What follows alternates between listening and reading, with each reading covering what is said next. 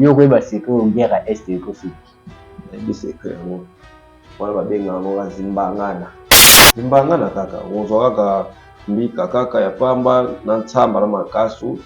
Batu babungi kuti msetko pona nini balani ba religion boye image de na golo ba vérité par rapport ya kwa na usaba tubolamu na usaba bona busungi mutu na yena sunga na problème ko bota abifumu comme mutu so tango oyi ko sunga na problème ko bota obelela ndamba ya mengombe yo yina ngai na ngai bango go chaka mutu même tayo ngana yo sai yupo kuzana problème ko eva na ngai même ta pasteur lakini depuis première étude 17 ngina za ba pasteur ngene ko ngana fula bayaka na village bakombola bango pe ezali vraiment okena mona village kuna bayaka tina village na on fait ça bango ba siko bango mo ko faire na mo changer mon système fait ça bango si na bazala na le mais ta base na bango bango ya ta ba mayaka loka ba des premières études 17e ba yebi fumu na ngana très bien donc yo jipina pasteur ayeti pa na oui bakombo pe yebani bakombo yeba mais totanga bakombo ya batete mpona nini loba okima marché obeba marché pe kobeba te parce que nga aza mpona kosunga bato amoto yo mpona sunga jamai na koloba komelela media bo parce que na secret ya bango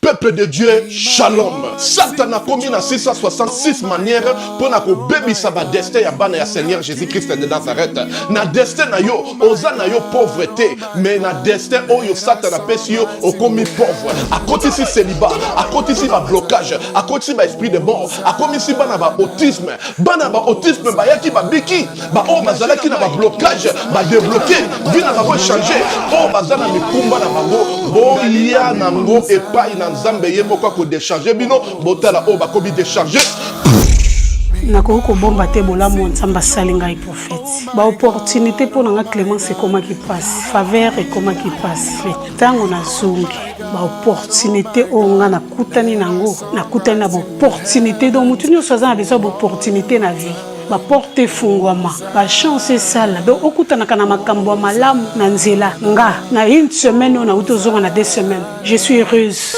et je suis vraiment heureuse que Nzamba pesinga ba faveur wana opportunité fungwami do ba difficulté on azaki ya ko kanganga ya makazi modèle Nzamba débloquer ngo na iba kiteke ko zana bo pété boy vraiment délivrance des abonnés très nécessaire. Je suis une femme, on a salaire business, on a linga makamuna qui est bien, mbongo pe monanaka et puis na zana faveur et pas batou tout ça na zana ba porter fungamaka en tout cas na sentir ngo. Makola mwana oyo zonga normal. Zonga abana kotambola.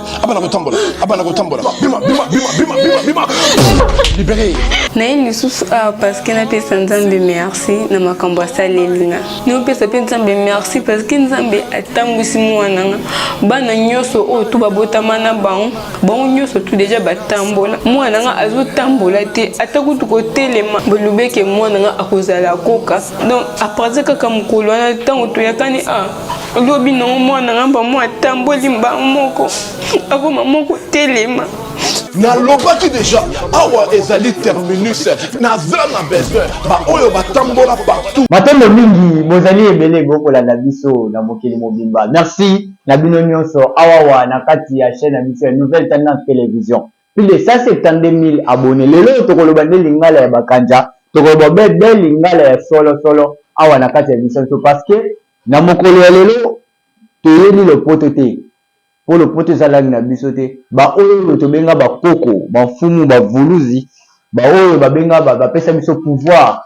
mokonzi ya makasi na mboka na biso nde tozana bango na kati awa mais tokoyeba mwa masolo moke koyani ko minyo na lingala pasi kokota tala mwa baje na bango ya bamituna koyeba ete ndenge nini pouvoir to bokonzi ya bokoko na biso yoki kosala na kati ya mboka na biso awawa na mboka na biso ya République démocratique du Congo. Est-ce que Congo na biso efeza la kaka na C to efeza na K?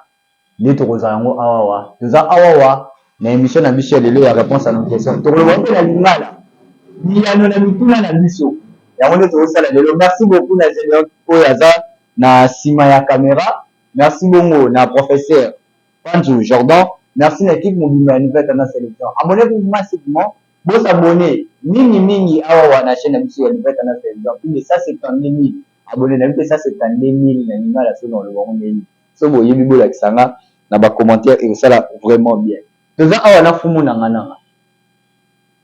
Oya za mvuluzi. Azam fumu. Mvuluzi bien. Oui, abengami na kombo ya fumu na ngana nazali lisu ya ba chef coutumier na mboka na village ya Kinzao. Ah, wuti na village ya Kinzao. Doza chef coutumier. Nazali lisu ya ba chef coutumier. Lisu la kisini. Lisu neti mwana na bango oya sala bango misala. Ah, de yule mtu simi pouvoir ba chef coutumier. Chef coutumier nyonso. Ah. Oyo baza na village na wana. Oyo baza na village oyo nyonso ya Congo Central bayaka. Bapesa. Yoza lisu ya Matadi Kibali. Nazali lisu ya ba chef coutumier ngam tunasala bango misala. Kasi na tuni Matadi Kibali baza ba chef coutumier. Nazali lisu na ngam tunasala. Na wewe kikola kelele wewe kikozoba. Ezala mona ba biloko za ba démonstration ya simba nyonso abi ya simbi kuna nyonso yozo ba yoza lisu la bango. Oui, nazali lisu na ye ekeko eloba mbeza na ngabonga. Sala lobeli bonga elandelo bonga ekolanda pe etamboli. Ekeko koloba me etambola ka peke. Mais yo zana no chaîne. Tobi ba chef coutumier ka ba fumu bato nyonso bazaki ba tata mikolo. Yo jeune boye. Oko mifumu ezaki bando botama bete biso na lisono moke. Oui, ngai nazali lisu ya ba chef coutumier. Aba benga lisu ya ba chef coutumier.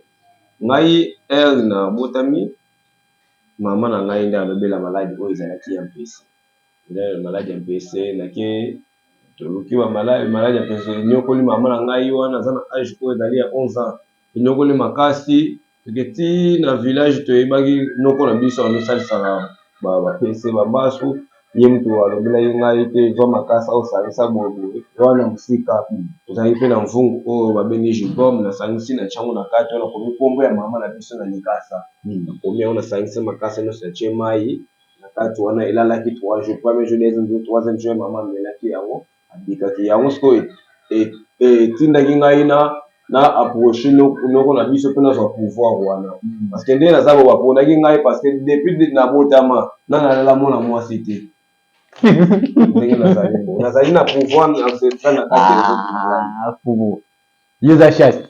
Oui le balobaka vierge yo chaste. Oui oyebi mwasi te. nayebi mwasi te nde nazali yango moni nazo commandé tous les 4 élémentaux parce que nazali kisimbiki ya ntoto oyo ezali ya mabele kisimbiki ya masa oyo ezali ya mai kisimbiki ya mopepe oyo ezali ya mopepe kisimbiki ya tia oyo ezali ya moto tous les 4 élémentaux wana yango na commandaka omoni so nasala moto mosala ezalaka plus vite que possible yango sikoyo yebisa biso nano moke fumu nini esalaka osimba mwasi te ti lelo po ozozela obala to spiritualité ya mwasi eza nini ekobebisa makambo na yo?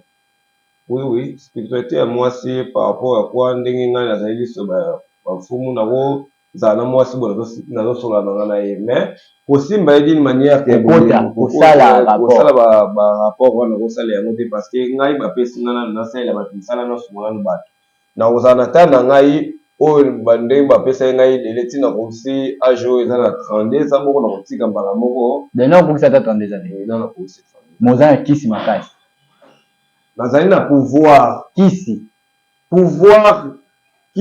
oyo ete oyo bamagicien oyo bango basalelaka yango te biso ezali pouvoir ya bakoko bakaka nde moko na pouvoir ya bakaka na fumu yo ofandaka na bato wana nyonso nde nini esalaka ke pays marché te alors ke donc ba chef de mokonzi azwaka pouvoir ba chef de l'état neti président Fachi abengisaka mpe bino bafumu boyaka bawera babetaka bastade omona ndenge ndeko moko nasala misalo plus de 300 chefs coutumiers force na bino wana ekendaka wapi ntango esengama mboka etambola nini bino bozalaka mpona koliaka bato kolandelaka mambo ya village tutututu eza bongo te nini esalaka mboka etambola bino mboka mpo etambola fo bacontacte yo mpe toza baza bafumu ebele bakokende mpe babeta 20-30 babengisi bango omoni mwana moke abetaka mbonda mpe mikolo babinaka ezaka makambo ayeba yo nde bayeba nde moto yango te ye wana asalaka boyeboye yo koyeba sekret oyo guerre ya este ekosika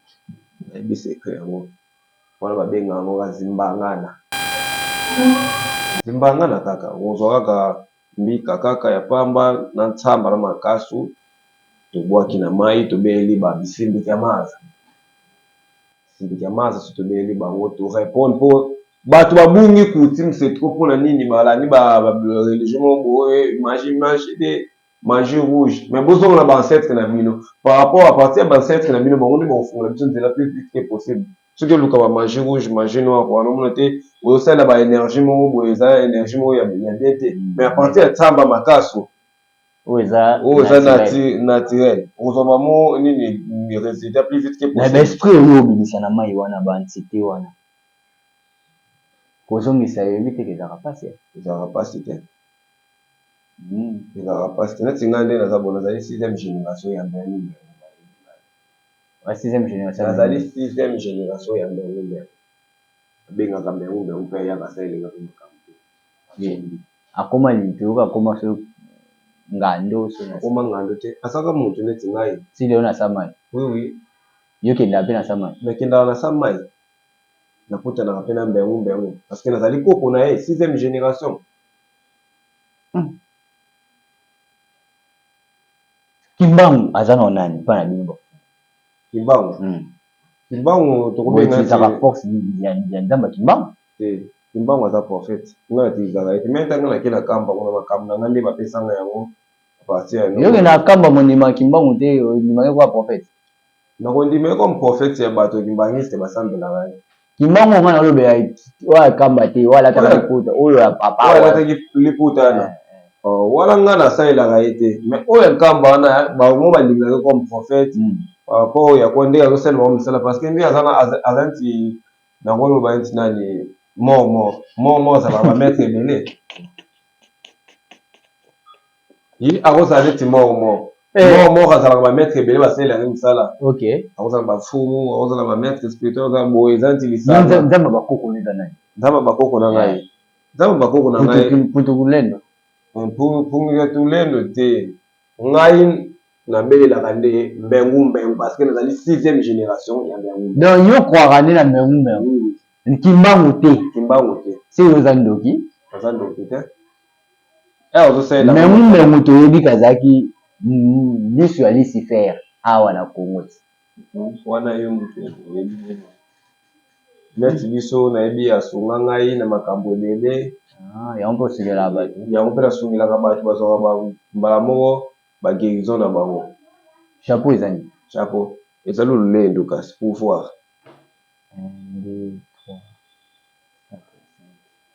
5 bula eza 5 branche oyo emoni étoile ya Salomo oyo bauto basalelaka étoile ya 5 branche oyo badesina bo étoile de David yango étoile de David yango mpo moi biso oyo eza na katikati oyo ezali pouvoir oyokaka kisimbi kya ntoto kya masa kya tia kya mopepe fumu mbengu donc yo tia mbengu na centre makambo yao yo okufa mobola nakufa mobola te ndenge nazali bo telefone nasala iPhone 13 Pro ekutaki na États-Unis mama na nga nasalela mosala yo fumu ozosalela ba iPhone kasi fumu ozosala bolamu ozosunga bato bango mpe bakosali bakosunga yo mbala moko fumu na modernité fumu bino bata lokuta nga nakoloba vérité par rapport ya kuwa nazosala bato bolamu nazosala bona kosungi mutu naye nasunga na problème ya kobota abi fumu ntango oyebi kosunga na problème ya kobota obelela nzamba ya mbengu yo yina ngai na Ngai bango go chapa même ta yo ngana yo sana. Yo pose un problème ouais pas là. Et bano. Même ta pasteur lakini depuis première étude 17 ngina za ba pasteur ngene ko ngana fula. Bayaka na village bakombola bango pe ezali Omema okena mona village kuna bayaka tina village. Bayaka tina village bafoto na bango ezali ba prophète ba pasteur.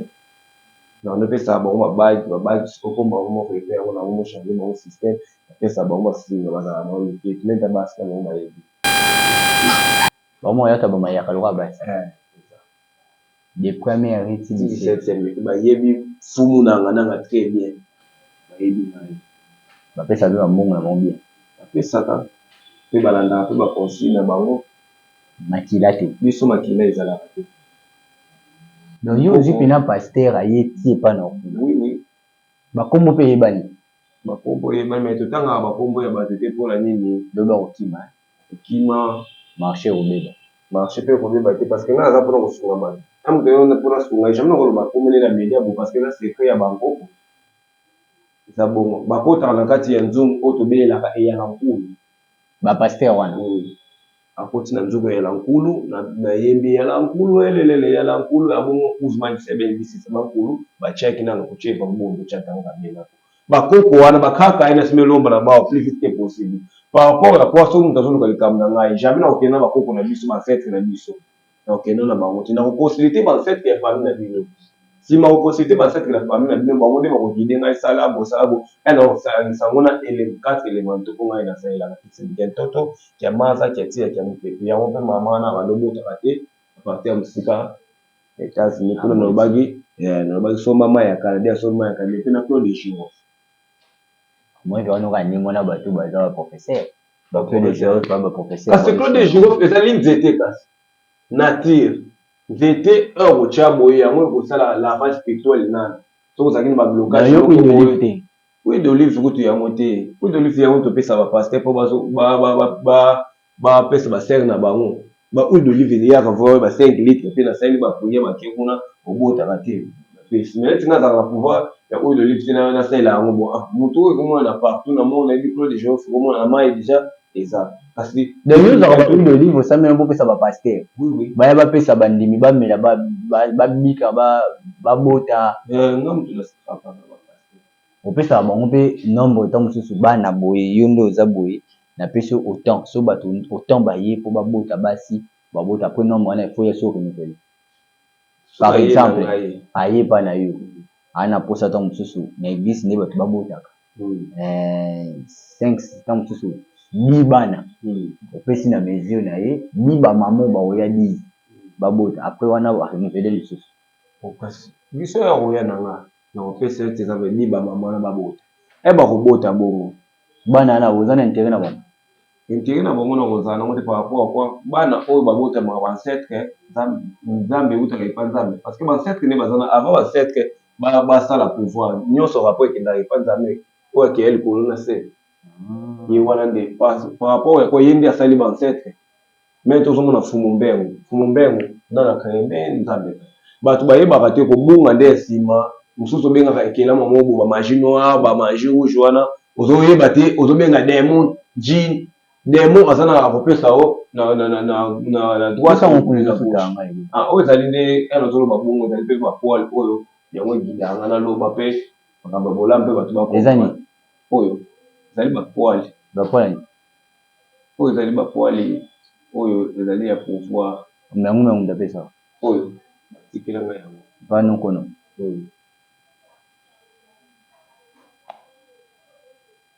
donc yo mpena na mambo bachef coutumier oza nango te yo oza no guérisseur oza na mambo ya mpona omona ntina chef coutumier nazali étant voya guérisseur nazali liso ya bachef coutumier par rapport ya kwa vita kipa vite aza nani mama kipa vite ondimelaka ye mpe ondimelaka ye parce que kimbangu mpo ondimelaka ye kimbangu nakondimela ye oyo te wana kuna oyo nde ya pombo nde nakondimela pombo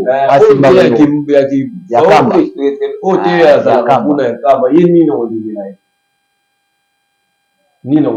ye nga nandimelaka oyo nde wana mpe ezalaka papa na ye te wana ye mo akimilata ete papa le wana ezalaka papa na ye te Papa Simon ozomona na ofanda na kini poto. Ba o ba yebi. Waza akamba. Oui. Ba ofanda na kini. Donc babitula misulo yo tula ekupiva kabo vilai. Donc ba maska bisolo. Oui. Timbanga botaka te. Botaka te. Oyo wana pena kriya nzete. Abotaka te. Mengu na botaka. Mengu kasi azana ba descendance na ye. Bana pena ya boti. Oui. Bino siko bakoko lolo. Biso siko bakoko yembe. Donc na siko siko ba théâtre. Na bita mo so mukipu yo. Obeti da ba pasteur ba musicien pe ba yaka. Est-ce que ça musicien pe ba beta ba tenke ko mono tom so na ningi mo boto ba masque. Baloba. Eti eba bora ba kokuna na ikaka kifua ndende kumbasi. Binze mutu nimefele dola hapo. Bizaobi. Wabwaka kifuelele. Kifuelele. Kifuelele wala. Kifuelele soko yoki ya wakaka kifuelele ni kumbasi. Ni asali na hati si. Alors on peut s'aligner moyen réuni. D'ailleurs lui surtout travailler avec. Nous allons voir la moitié. Oui, surtout comme on a grandi ça, minimum ça. Wa oke abeta na mbumba te ko badina. Ngai na tali mwana muke na age. Oyo nde ezali na kati na ngai ya monde esala ka pona. Na spiritualité to za age ba 60 ans. Na age te kindo kite. Biso zali na makambo oyo ezali ancestral. Ezali kindo kite. Ndoki apumboka na mutu ni musala ni sala makambo. Biso musala biso sala makambo. Même na mutu neti musala ni kosa na moya. Na moya. Parce que nakobela pe bancêtre oyo ndenge na komanda tous les 4 éléments. Donc lobaka élément moko ala sala eloko moko ondi moko zali na pouvoir. Mutu kuta sana na kini poto braza. Kali fandi boy. Nde kana fandi boy kini braza. Uzana posto comme ça. Moi si zoba na yo kale so mukada. Na sala na yo mobile uzana posto comme ça zoba. Uzana posto comme zoba ya moi uzana posto comme ça mobile zoba. Na sala ka yango retour ezalaka te. Retour ezalaka. Ka ba pasteur asolo ba kosambelela ye. Pasteur asolo nini wana lakini na pasteur moko te onga na banga. Nakini awa ngai fumu na ngana lobi na sana pasteur moko te oyo ko sambela ngai makambo na ngai longo parce que nazali na 4 éléments kisimbika ntoto ke maza ke tia. Nazali na 4 éléments wana bango ndi basela ngai makambo. So abengi pena papa le opol mutumbu ke na yebi.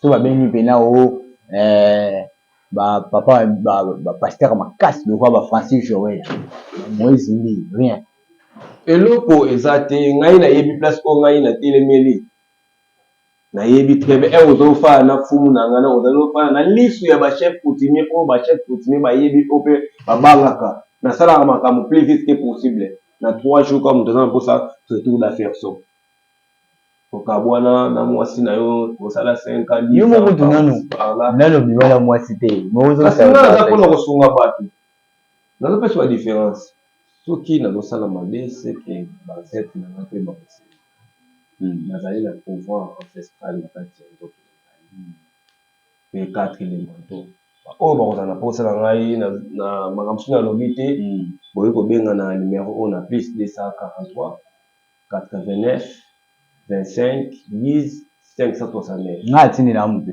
Plus 243 89 25 10 569. Comment tu peux contacter Fumu Nangalanga? Na kosunga ona problème nyos ko za na ngoposa. Ko Fumu makambo ile kana théâtre. Baliwa banini wana bomona ate. Liwa to mona ka par rapport ya kwa soki ba utaki na nzila moko ya mabe ni raisa. On te okufa tika biso. C'est un bagarre, gravement malade. Maman a biso asala viva. Wazaka soldat. Wazaka soldat. Ya tenu wana komone utekimi. Gravement ba tebele ba comédien bele ba tebela. Et le comédien bazo kufa par rapport ya kwa bazo kota ba branche oyo ya mabe. Par rapport soki okena ba ancêtre na bino moko. Ya famille na bino moko. Basunga yo.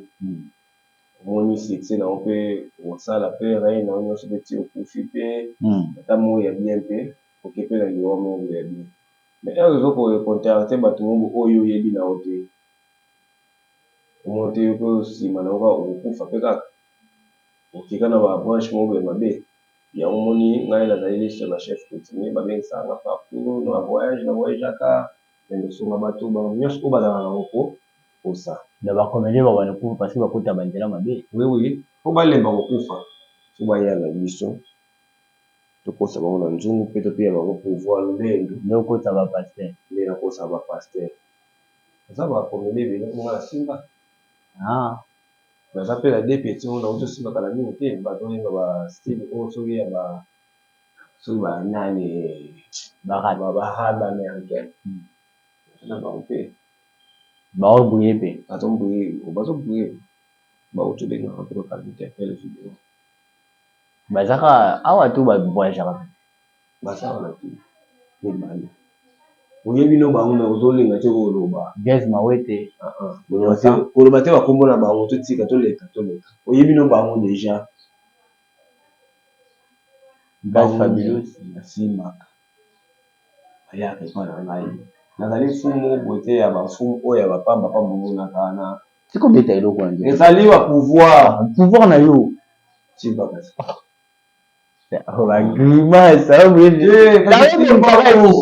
oyesangani tobongisa émission te ngai nde ezo-explique spiritualité zoso na simbi yango oyesangani simba kasi po comprendre pouvoir eyo boyi koto mona pe simba moko efe nga mona dose so olingi opela mpe nzoto kopela me yango te toyeli biso toza bilongo mpona kosunga bato mutu azwa nini pouvoir na ye azwa eloko na ye compagnie na yo emarché okenda po tozwaka mikanda te okozwa mikanda contacte fumu nanga nanga kinzuki lolendo nalobi yango tosunga bato mpona bambongo bocontacte ya lokuta nango te oyo eza ya solo ya bakoko eske opena so okufi pena yo oza pembe na nzambe naza pembe na nzambe twani yo dike satana exista nzambe bazalaka place bango basololaka na bango nebi te yango yo mpona no satana nazosalela pouvoir oyo uti oyo moto akaya likolo na se nzambe apesa pouvoir par rapport ya kwa ye moto asali bekelamu wana pouvoir euti pala epa na ye moko bo bacourte joie yo mpe oyebi bango bacourte joie courte joie aza docteur courte joie travaille na ye te aza moto bakisi kasi aza moto asalelaka ancestral oyo moko oyebi te bakisi o biso mosusu bino bomela mponga amela nde bino bakisi moko kwa bakisi mosusu bamelaka na bakisa bamalaria kasi eza ya bokoko kasi omo te bato mosusu bamindele bazobungisa nango nga bacheme ya bato mosusu me nzoa nde makambo nyonso esalemaka eleka ancestral tosisi na biso merci numéro ya telefone ya suka soki mpe kopesa me ngai atini motu tabenga numéro ya telefone fo babenga motu na moto aza na baproblème na ye yo mpe soki kozwa numéro ya telefone na plus 240 89 ngai 25 10 569 plus 243 89 25 10 569 bobenga mfumu nanga na kofaire comprendre bino makambo mosusu oyo bino bakomprendre fumu songa na kati papier oboye nakomi fm ozongisa mpe oyo seke yo ozo nandimi te oyo yanga seke fo nasala eloko moko abondi numéro esili parce que forcément pourra le bon numéro reste pour vous connecter sur cette chaîne dans le 25 téléviseur. Au revoir. Vous êtes et voulez-vous investir à Kinshasa? Voulez-vous réjouir de vos business? L'opportunité à ne pas rater. Toronto City VIP à Maluku, un des meilleurs endroits pour résider ou implanter votre business. À quelques minutes du fleuve Congo, le fleuve de nos ancêtres, juste en face de la zone économique spéciale qui est le quartier commercial et industriel de Maluku. Waouh! Non loin du centre de ville Maluku, un quartier en pleine expansion, à quelques mètres du Macadam. Toronto City vous propose un terrain de 20 mètres sur 20 avec des bornes cadastrales. sur un site accessible, urbanisé, avec espace de jeu, espace vert, magasin, centre médical, marché, etc. Pour tout contact, contactez Willy Mafuta au +1 90 57 30 15 40. Toronto City. Waouh, les 4 qui nous réservent l'avenir de demain. Vive le Congo, vive Kinshasa.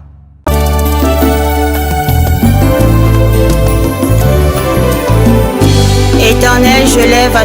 Shalom à tous, je vous salue tous au nom de Jésus, c'est la prophétesse Esther Emmanuel. Bien-aimés, ce soir je viens parler à une personne. Toi qui as des problèmes, tu as des difficultés, tu es arrivé au bout de ta vie. Tu te dis, ça y est, moi c'est fini, je n'ai pas la solution, moi ça y est, mon problème est répondu, je suis épuisé, je suis fatigué. Tu te poses des questions en toi-même, tu te dis, pourquoi moi? Bien-aimé, le roi David était un petit garçon. Le roi David, son père lui a dit d'aller paître le troupeau, bien-aimé. Donc l'enfant David était hors la maison de son père, en train de paître le troupeau de son père. Mais laisse-moi te dire, à cette époque-là, c'était quelque chose de lourd pour un enfant. Pourquoi? Parce que c'était un métier très difficile à cette époque-là, très difficile. Et c'était un métier le plus bas de bas en Israël en cette époque-là. Mais le roi David est parti faire ce que son père lui a dit de faire. Il le faisait très bien. Pourquoi? C'était une formation pour lui. C'était une souffrance à l'ombre pour l'élévation de demain. C'est pour toi, pour ton problème. C'est une souffrance à l'ombre pour une élévation de demain. Pourquoi le papa de David a choisi David? Parce que David en lui, il avait la chose de Dieu. Parce que David en lui, il y avait l'élévation en lui. Parce que David en lui, il y avait une étoile qui brillait. David devait passer par des moments difficiles, devait passer par les formations. David a rencontré beaucoup de difficultés pendant qu'il était en train de travailler pour son père. Tout autour du troupeau de son père, il y avait des bêtes sauvages. Qu'est-ce qui s'est passé? À la longue, l'Éternel des armées a donné à David des stratégies comment vaincre et combattre les bêtes sauvages. C'est comme toi. Dans la situation où tu te trouves, à la longue, quand tu vas rentrer en profondeur, le Seigneur va te donner des rhémas. Un rhéma, c'est quoi? C'est une parole révélée. Pour une parole révélée, c'est une révélation, afin que tu puisses combattre et vaincre, bien-aimé. Qu'est-ce qui s'est passé? David, pendant la formation, David faisait tout avec amour. Il a pris la souffrance pour lui. Il a gardé son silence. Il a commencé à travailler. C'est comme toi, commence à travailler. Commence à travailler dans la souffrance. Commence à prier dans la souffrance. Parce que demain, tu puisses rencontrer la gloire de Dieu. Parce que demain, tu puisses voir qu'il y a un Dieu qui est puissant, qui peut agir dans ta vie. Bien-aimé, ce soir, vraiment, je tiens à te dire... Ton problème d'aujourd'hui, c'est pour la gloire de demain. Ta souffrance d'aujourd'hui, c'est pour la gloire de demain. Les humiliations d'aujourd'hui, c'est pour la gloire de demain, bien-aimé. Dans la situation actuelle, là où tu te trouves, tu te dis, mais Seigneur, comment je dois faire? Qu'est-ce que tu dois faire? Tu dois rentrer en profondeur. La profondeur attire la gloire de Dieu. David, pendant la formation, il est resté, il a été formé. Quand il est sorti de la formation, il a combattu Goliath. Il a combattu Goliath. Goliath est tombé. Les gens étaient étonnés. Comment un petit garçon a pu combattre Goliath? David n'avait pas peur de Goliath parce qu'il a pris la formation. Bien-aimé. David a dit, il a été jeune, il n'a jamais vu un juste abandonné et son fils mendiant son pain. Bien-aimé. Est-ce que vous savez que Dieu peut se révéler à vous d'une manière terrifiante? Nous pouvons aller lire Matthieu 14, versets 24 à 27. Vous allez voir que Dieu s'est révélé à Pierre et aux disciples d'une manière terrifiante. Ils ont cru que c'était un fantôme, or que c'était le roi des rois. Bien-aimé, ton problème aujourd'hui, c'est terrifiant, mais Dieu est dedans. Ta situation actuelle, elle est terrifiante. Dieu est dedans, bien-aimé. N'aie pas peur, monte en profondeur, bien-aimé. Dieu est capable de faire et Dieu va faire. Dieu va vraiment faire. Ça ne sert à rien d'aller raconter tes problèmes aux gens. Je vous dis la vérité. N'ayez pas raconté vos problèmes aux gens. Il y a des personnes qui peuvent vous dire, oui, c'est bien, fais ceci, fais cela. C'est très bien. Mais n'oubliez pas, il y a des conseils qui peuvent venir pour dévier. Ça va dévier la voix de l'Éternel. Laisse Dieu faire dans ta vie et tu verras la gloire de Dieu. David a dit dans Psaume 37, verset 25, « J'ai été jeune, j'ai vieilli, je n'ai jamais vu un juste abandonné, ni son fils mendiant son pain. » Reste connecté à Dieu. Réveille-toi la nuit, commence à prier. Prie pour ton mari, prie pour ton frère, ta soeur, prie pour ta vie. Dieu va donner la solution à ton problème. Il faut croire en Dieu. Marche la tête haute. Dieu ne t'a pas abandonné. Regarde David, il était en train de paître le troupeau, mais David est devenu roi en Israël. Ton élévation va étonner le monde entier. Ta situation, les gens vont parler de toi. Les gens qui te parlent en mal, ils vont changer de langage. Que mon Dieu vous bénisse. C'est la prophétesse Esther Emmanuel. Soyez tous bénis au nom de Jésus. Amen.